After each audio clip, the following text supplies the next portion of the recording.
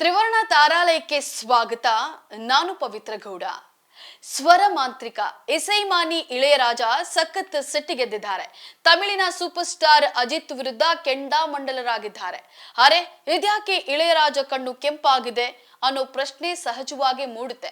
ಯಾಕಂದ್ರೆ ಇಳೆಯರಾಜ ಸಾಮಾನ್ಯವಾಗಿ ಮೃದು ಮಾತುಗಳ ಸರದಾರ, ಸುಲಭವಾಗಿ ಸಿಟ್ಟಾಗುವರಲ್ಲ. ಮತ್ತ್ಯಾಕೆ ಸಿಟ್ಟಾದ್ರು ಅನ್ನೋದನ್ನ ಹೇಳ್ತೀನಿ. ಅದಕ್ಕೂ ಮೊದಲು ನೀವಿನ್ನೂ ನಮ್ಮ ಚಾನಲ್ಗೆ ಸಬ್ಸ್ಕ್ರೈಬ್ ಮಾಡಿಲ್ಲ ಅಂದ್ರೆ ಈ ಕೂಡಲೇ ಸಬ್ಸ್ಕ್ರೈಬ್ ಮಾಡಿ ಪೂರ್ತಿ ವಿಡಿಯೋವನ್ನ ನೋಡಿ. ಚಿತ್ರರಂಗದಲ್ಲಿ ಕಳ್ಳರ ಸಂಖ್ಯೆ ದಿನೇ ದಿನೇ ಹೆಚ್ಚಾಗುತ್ತಲೇ ಇದೆ. ಅದು ಕತೆ ಇರಲಿ ಅಥವಾ ಹಾಡುಗಳೇ ಇರಲಿ, ಹಳಬರ ಪರ್ಮಿಷನ್ ಕೇಳದೆ ಚಿತ್ರಗಳಿಗೆ ತಮ್ಮಿಷ್ಟಕ್ಕೆ ಬಂದಂತೆ ಬಳಸಿಕೊಳ್ತಾರೆ.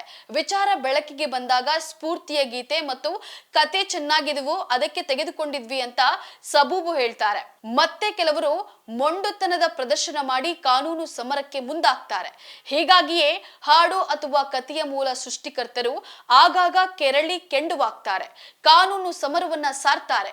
ಇದಕ್ಕೆ ಭಾರತೀಯ ಚಿತ್ರರಂಗದಲ್ಲಿ ಸಾಕಷ್ಟು ಉದಾಹರಣೆಗಳು ಕಾಣಸಿಗ್ತವೆ.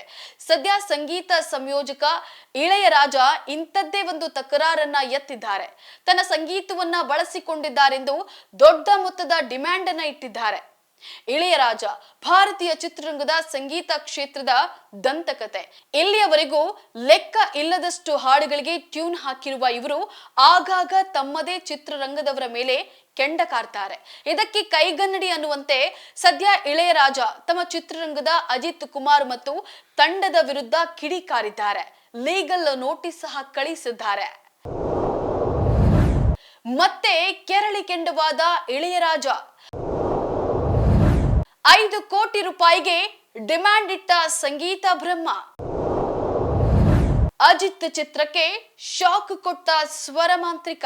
ಹೌದು, ಅಸಲಿಗೆ ಅಜಿತ್ ಕುಮಾರ್ ನಟನೆಯ ಗುಡ್ ಬ್ಯಾಡ್ ಅಗ್ಲಿ ಸಿನಿಮಾ ಇತ್ತೀಚೆಗಷ್ಟೇ ತೆರೆ ಕಾಣ್ತು. ಈ ಚಿತ್ರದಲ್ಲಿ ಹಳೆಯ ತಮಿಳು ಸಿನಿಮಾಗಳ ಹಾಡುಗಳನ್ನ ಬಳಕೆ ಮಾಡಿಕೊಳ್ಳಲಾಗಿದೆ. ಒತ್ತ ರೂಪಾಯಂ ತಾರೇನ್, ಇಲ್ಲಮೈ ಇದೋ ಇದೋ, ಏನ್ ಜೋಡಿ, ಮಂಜಾ ಕುರುವಿ ಹಾಡುಗಳನ್ನ ಮರುಬಳಕೆ ಮಾಡಿಕೊಳ್ಳಲಾಗಿದೆ. ಈ ಎಲ್ಲಾ ಹಾಡುಗಳ ಸಂಗೀತ ಸಂಯೋಜನೆ ಮಾಡಿದವರೇ ಇಳೆಯರಾಜ. ಜೊತೆಗೆ ಅಜಿತ್ ನಟಿಸಿ ಬಿಡುಗಡೆ ಕಂಡ ಗುಡ್ ಬ್ಯಾಡ್ ಅಗ್ಲಿ ಸಿನಿಮಾಗೆ ಈ ಹಾಡುಗಳು ತುಂಬಾ ಪ್ಲಸ್ ಆಗಿದ್ವು ಅಂತಾನೆ ಹೇಳಬಹುದು. ಹೊಸ ಕತೆ ಹಳೆ ಹಾಡಿನ ಟಚ್ ಇವೆರಡು ಮಿಕ್ಸ್ ಆಗಿ ಒಳ್ಳೆ ಔಟ್ಪುಟ್ ಸಹ ಬಂದಿತ್ತು. ಆದ್ರೆ ಈ ಹಾಡುಗಳನ್ನ ಬಳಕೆ ಮಾಡಿಕೊಳ್ಳಲು ಚಿತ್ರತಂಡ ಇಳೆಯರಾಜ ಅವರ ಬಳಿ ಯಾವುದೇ ಅನುಮತಿಯನ್ನ ಪಡೆದುಕೊಂಡಿಲ್ಲ. ಇದು ಇಳೆಯರಾಜ ಅವರ ಸಿಟ್ಟಿಗೆ ಕಾರಣವಾಗಿದೆ. ತನ್ನ ಹಾಡುಗಳನ್ನ ಪರ್ಮಿಷನ್ ಕೇಳದೆ ಬಳಕೆ ಮಾಡಿಕೊಂಡಿದ್ದಾರೆ ಅನ್ನೋ ಅಸಮಾಧಾನ ಭುಗಿಲೆದ್ದಿದೆ. ಹೀಗಾಗಿ ಕೆರಳಿರುವ ಇಳೆಯರಾಜ ಸದ್ಯ ಗುಡ್ ಬ್ಯಾಡ್ ಅಗ್ಲಿ ಚಿತ್ರತಂಡಕ್ಕೆ ಶಾಕ್ ಅನ್ನ ನೀಡಿದ್ದಾರೆ. ತಮ್ಮ ಅನುಮತಿ ಇಲ್ಲದೆ ಹಾಡುಗಳನ್ನ ಬಳಸಿಕೊಂಡಿರೋದಕ್ಕೆ ಲೀಗಲ್ ನೋಟಿಸ್ ಅನ್ನ ನೀಡಿದ್ದು 5 ಕೋಟಿ ರೂಪಾಯಿ ಹಣವನ್ನ ಪರಿಹಾರ ರೂಪದಲ್ಲಿ ಕೇಳಿದ್ದಾರೆ. ಇನ್ನು ಚಿತ್ರದಲ್ಲಿ ಸಿನಿಮಾಟೋಗ್ರಫಿ ಆಕ್ಟ್ ನ ಸ್ಪಷ್ಟ ಉಲ್ಲಂಘನೆಯಾಗಿದ್ದು, ನಮ್ಮ ಕಕ್ಷಿದಾರರ ಅನುಮತಿ ಪಡೆಯದೆ ಹಾಡನ್ನ ಬಳಸಿಕೊಳ್ಳಲಾಗಿದೆ ಅಂತ ಹೇಳಿ ಲೀಗಲ್ ನೋಟಿಸ್ ನಲ್ಲಿ ಉಲ್ಲೇಖಿಸಲಾಗಿದೆ. ಚಿತ್ರದಲ್ಲಿ ಬಳಸಿಕೊಂಡಿರುವ ತಮ್ಮ 3 ಹಾಡುಗಳನ್ನ ಈ ಕೂಡಲೇ ತೆಗೆದು ಹಾಕಬೇಕೆಂದು ಆಗ್ರಹಿಸಿರುವ ಇಳೆಯರಾಜ 7 ದಿನಗಳಲ್ಲಿ ಕ್ಷಮೆಯನ್ನ ಕೋರಬೇಕೆಂದು ಆಗ್ರಹಿಸಿದ್ದಾರೆ. ಮತ್ತೊಂದು ಕಡೆ ಚಿತ್ರದ ನಿರ್ಮಾಣ ಸಂಸ್ಥೆ ಮೈತ್ರಿ ಮೂವಿ ಮೇಕರ್ಸ್ ಇಳೆಯರಾಜ ವಿರುದ್ಧ ತಮ್ಮ ಅಸಮಾಧಾನವನ್ನ ಹೊರಹಾಕಿದ್ದು, ನಾವು ಆಡಿಯೋ ಕಂಪನಿಯವರ ಬಳಿ ಅನುಮತಿಯನ್ನ ಪಡೆದು ಹಾಡುಗಳನ್ನ ಬಳಸಿಕೊಂಡಿದ್ದೇವೆ ಅಂತ ಹೇಳಿದ್ದಾರೆ. ಇನ್ನು ಸಂಗೀತ ಸಂಯೋಜಕ ಇಳೆಯರಾಜ ಅವರು ಕೇಸ್ ಹಾಕುವುದರಲ್ಲಿ ಸದಾ ಮುಂದು. ಯಾವುದೇ ಸಿನಿಮಾ ರಿಲೀಸ್ ಆಗಿ ಅದರಲ್ಲಿ ತಮ್ಮ ಸಿನಿಮಾದ ಹಾಡುಗಳು ಇದ್ರೆ ಅದಕ್ಕೆ ಮುಲಾಜೆ ನೋಡದೆ ರಾಯಲ್ಟಿ ನೀಡಬೇಕು ಅಂತ ಒತ್ತಾಯಿಸಿ ಆಗಾಗ ಕೇಸ್ ಹಾಕ್ತಾರೆ. ಈ ಹಿಂದೆ ಸಹ ಈ ಕೆಲಸವನ್ನ ಮಾಡಿದ್ರು. ಹೌದು, ಮಂಜುಮೇಲ್ ಬಾಯ್ಸ್ ಚಿತ್ರದ ವಿರುದ್ಧ ಕೂಡ ಇಳೆಯರಾಜ ಆರೋಪವನ್ನ ಮಾಡಿದ್ರು. ಹಾಡು ಕದ್ದಿದ್ದಕ್ಕೆ ಗುಣ ಚಿತ್ರದ ಕಣ್ಮಣಿ ಅನ್ಬೋಡು ಕಾದಲ್ಲ ಎನ್ನುವ ಹಾಡನ್ನ ತಮ್ಮ ಅನುಮತಿ ಇಲ್ಲದೆ ಬಳಸಿಕೊಂಡಿದ್ದಕ್ಕೆ ಚುಕಾರವನ್ನ ಎತ್ತಿದ್ರು. ಪರಿಹಾರಕ್ಕಾಗಿ ಒತ್ತಾಯಿಸಿ ಕಾನೂನು ನೋಟಿಸ್ ಅನ್ನ ನೀಡಿದ್ರು. ಕಾನೂನು ಹೋರಾಟದಲ್ಲಿ ಗೆದ್ದಿದ್ರು. ಇದಲ್ಲದೆ ರಜನಿಕಾಂತ್ ನಟನೆಯ ಕೋಲಿ ಸಿನಿಮಾ ವಿರುದ್ಧವೂ ಅವರು ಅಪಸ್ವರವನ್ನ ತೆಗೆದಿದ್ರು. ಈಗ ಗುಡ್ ಬ್ಯಾಡ್ ಅಗ್ಲಿ ತಂಡದ ವಿರುದ್ಧ ಕಾನೂನು ಸಮರವನ್ನ ಇಳೆಯರಾಜ ಸಾರಿದ್ದಾರೆ.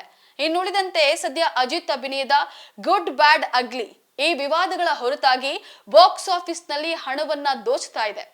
ಭಾರತದಲ್ಲಿ ಚಿತ್ರದ ಗಳಿಕೆ ಕೇವಲ 1 ವಾರದಲ್ಲಿ 100 ಕೋಟಿಯ ಗಡಿಯನ್ನ ದಾಟಿದೆ ಎನ್ನಲಾಗಿದೆ.